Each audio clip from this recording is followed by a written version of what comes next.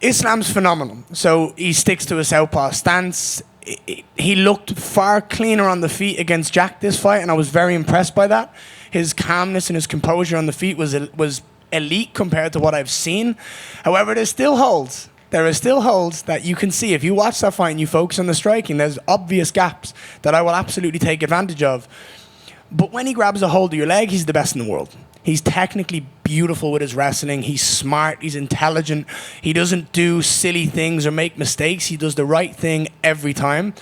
And he's a dangerous submission threat. However, I don't care for any of that. I'm so intelligent. I'm so smart on the feet. I'm so elusive.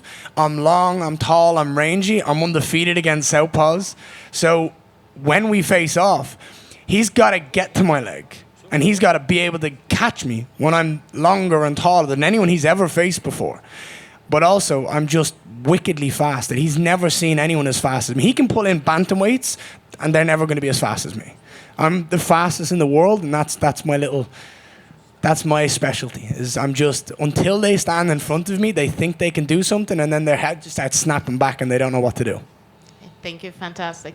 And one more thing, if I may ask, because I think you have a very unique perspective on this. So there's a lot of talk, obviously, about Islam and his potential fight with Ilia Topuria if Ilia goes up to 170. So basically, a lot of people are voicing their opinions, but the reason why I'm asking you is because, first of all, you're a natural welterweight, and while I know that you don't mind that fight per se because it's a giant fight and stuff, but you also have a unique experience of, I believe you trained with Ilia, right?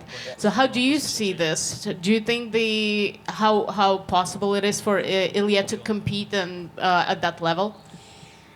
Ilia could knock heavyweights out. We've seen that. He can knock anyone out when he touches them. I think Ilia versus Islam is the biggest fight the UFC can make, hands down, in my opinion. You've got two-weight world champions. One will try to go for greatness and be the first triple champ of all time. So it's an absolutely gigantic fight. Like, you cannot beat around the bush. You have to just state the obvious and understand it. However, I don't know if the UFC want to do that, because then you slow down two divisions. But is it worth it? If they're going to get the money in return and the business is there and the people want to see it, the UFC will do it. So it's an interesting topic. I don't believe they're going to do it right now. I think when you've got the likes of Sarukian and Paddy and Gaethje, they need to have that belt competed at lightweight, and Ilia needs to defend that belt.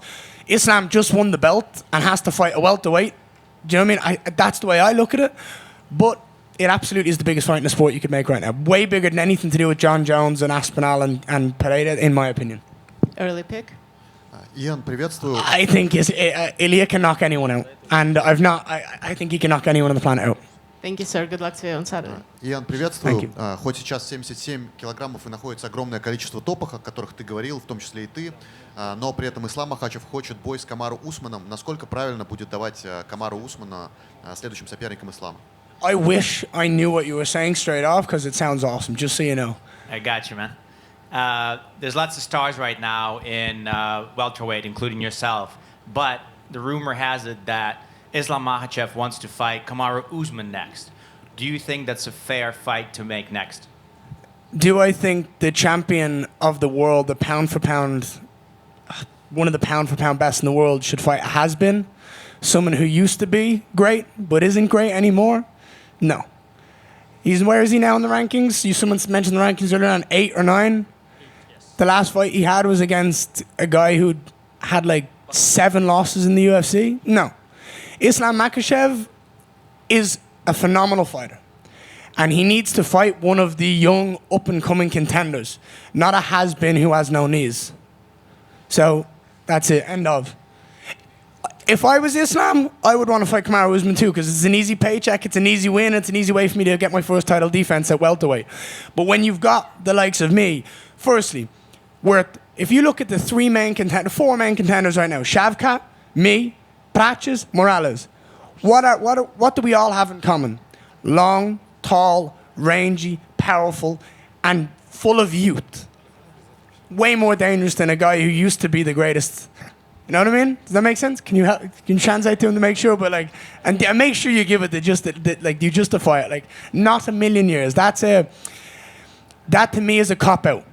You need to fight one of the up-and-comers. One of the guys that are hungry, that have that passion, that have not felt what it feels like to be a champion, that are driven to achieve their dreams.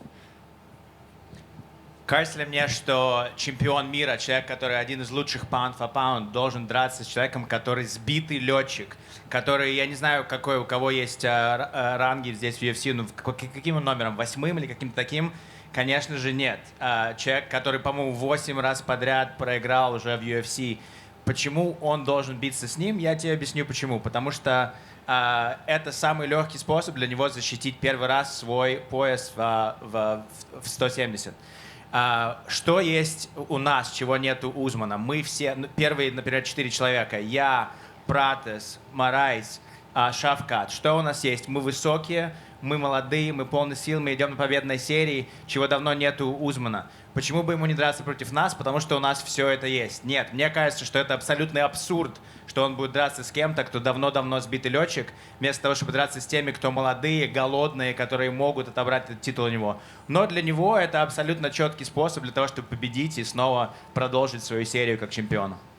I should have remembered that there was someone going to translate that. I apologize, but you're very good at your job. Еще один вопрос. Один из самых классных трендов сейчас в ММА – это противостояние Дагестана и Ирландии. Хабиб против Конора, Пол Хьюз против Усмана Нурмагомедова. Хотел бы ты его продолжить? И вот в первых 2 противостояниях был счет, получается, в пользу Дагестана. Как ты думаешь, с Исламом изменится ли он? There is a little bit of a game right now in MMA. We got, Ireland versus Dagestan, right? We had Habib Connor. Then we had Usman Nurmagomedov versus Hughes, right? So we got this game. Right now it's 2-0 for Dagestan. Would you be 3-0?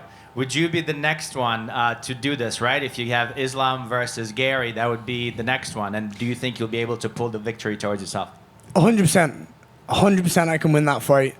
It won't be easy. He's phenomenal, and he's one of the best in the world for a reason. He knows exactly what he's doing every time. He's dangerous. But I know how good I am, and I know what I can do to a man like him, and to have his name on my resume, and to take the title from him, and to destroy that consecutive win streak is absolutely something that I want to do. But also, I'm aware our countries have history in the fight game. I'm aware we've had Conor. I'm aware we've had Paul. I'm aware we've had Islam and Khabib, or Usman and Khabib. Me and Islam have no beef, but our countries have fighting history. So for me, it will be a very proud moment to bring that win back for my country and take that belt from Islam. 100% я уверен, что я могу противостоять ему и забрать эту победу. Я знаю, что Ислам один из самых лучших, один из лучших pound for pound. Он всегда готов, он всегда знает, что делать, он знает свою стратегию, он знает свой план, и он действительно один из лучших в мире. Но я уверен, что я могу ему противостоять и получить эту победу. Я знаю, что между нашими странами есть такое противостояние, я знаю, что мы пока что в нем проигрываем. Для меня получить эту победу и привезти ее обратно домой к себе в Ирландию, это многого будет значить. Плюс это будет невероятное просто в своей собственной карьере получить победу над таким человеком, как Исламом, остановить его победную серию, для меня это будет очень нужно. И заключительное от меня. Мы тебя знаем как парня, который всегда развивается, любит посещать разные кемпы в разных частях мира. Это и Америка, и Бразилия, и Европа. А вот не было ли мысли как раз поехать на Кавказ? Понятное дело, что в Дагестан, наверное, будет сложно, так как ты будешь драться, потенциально с Исламом Макхачевым. Например, в Чечню, и там как раз потренировать борьбу, которой так не хватает сейчас в чемпионских боях претендентам против бойцов с Кавказа. We know you as a guy that likes to travel the world and join different camps. You've traveled all over the place, trained in all different places. Was there ever a thought for you to maybe go to the Caucasus, right? Maybe not Dagestan, because likely you're going to be fighting Dagestani very soon, but potentially maybe Chechnya and work on wrestling, right? Because this is something that we see in a lot of the title fights. This is the missing component. 100% it's been a thought of mine. When you look at Georgians, the Chechens, the Russians, they wrestle differently. They have a different style, a different pace, a different relentlessness about them. That absolutely, if you want to be a world-class fighter in every area of the sport, that's the place to go and learn. Абсолютно 100% уже была такая мысль у меня, если посмотреть на Чечню, на Дагестан, даже на Грузию, то, как они борются, это совсем другое. Это то, чего нету нигде. Другой вес, другое давление.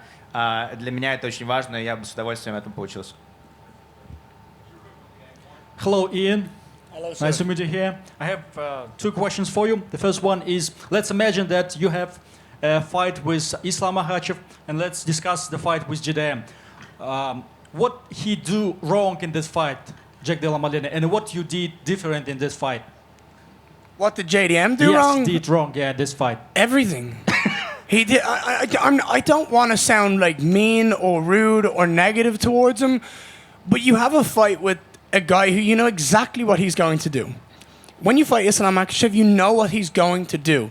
There is going to be a time where he's going to grab your leg, and when he gets you down, he's going to hold you down and do what he pleases, and you need to be able to try to defend all that. But what was Jack's plan on the feet? There was no striking. I don't remember him landing 1, 2, 3, 4, 5 shots. Like, I just don't remember him even landing. It just... I don't know what his plan was. The last question for me. I don't want to be rude and mean for you, but some other fighter, his name is Leon Edwards, say that your biggest accomplished is the loss for the Shavkat Rakhmonov. And also, I read some comments in social media networks, some Instagram, something like that.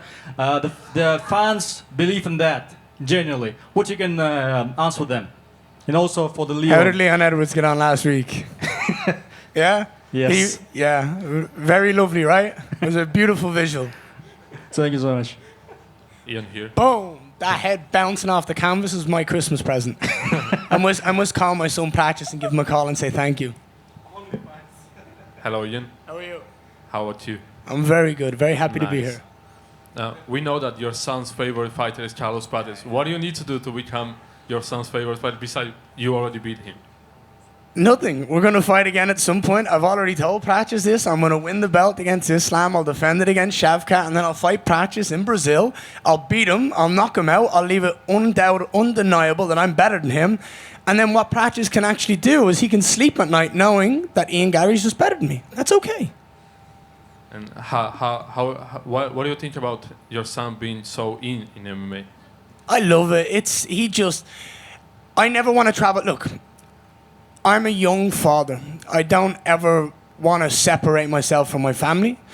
I do things very differently to everyone 99% of the time in my life, and I love that. I love being different. I love breaking the mold.